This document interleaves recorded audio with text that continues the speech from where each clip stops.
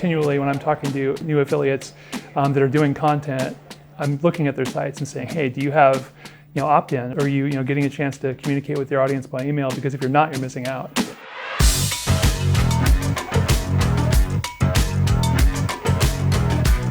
I'm Wade Tonkin. I'm the Director of Affiliate at Fanatics, and here in Dubai at Affiliate Grand Slam. Spoke yesterday and looking to meet some publishers and kind of check out a new market. I mean, it's been interesting for sure. So one of the things we're doing is we're just kind of asking people about the big impacts of 2020. So looking back, thinking about what were some of the biggest impacts on your daily work life? Definitely was interesting getting back into the flow of working from home. I mean, I've been there, done that in the past, back when I was doing agency stuff. But as a manager and director, getting my team back into working from home and getting that cadence figured out and how do we make that work.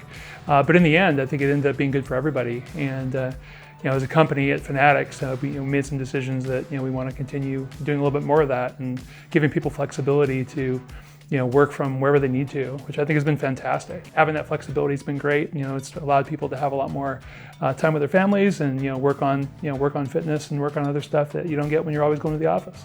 Do you think more companies are going to adopt that going forward? I hope so. I mean, I think that from everything that I'm seeing, a lot of companies are at least going to be more flexible with it. I know that some of the big online guys out there had said that they were going to go permanent. Some of them have backed off a little bit, but I think a little bit more flexibility is definitely going to be in the works. And I know for us, we had a town hall a couple of weeks back where our senior VP was like, "Hey, I can't imagine going back to a full-time in the office schedule with my situation, so I certainly can't expect you to."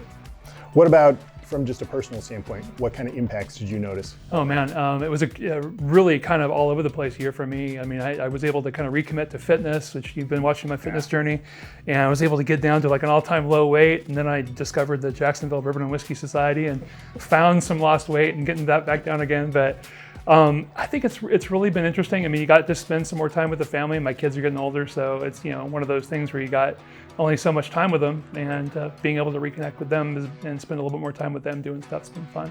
Yeah, all in all, it's been a cool year, and it's been fun for me from a work perspective, seeing my team kind of come together and work through some changes and a different situation and be able to really excel. And we had a great year. Well, and you've got a big trip coming up. Did 2020 play at all into deciding to go to Everest? Yeah. So the Nepal trip, 2020 played huge into that because I think a lot of us kind of experienced, that there's people that people lost people, and it reminds us that we're not guaranteed anything. We're not guaranteed, another 5 minutes, let alone another 5 years.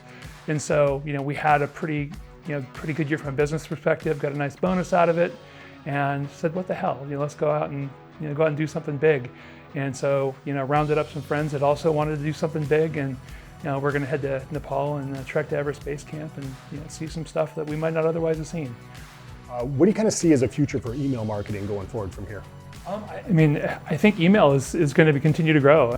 Continually, when I'm talking to new affiliates that are doing content, I'm looking at their sites and saying, hey, do you have opt-in? Are you getting a chance to communicate with your audience by email? Because if you're not, you're missing out. Sure.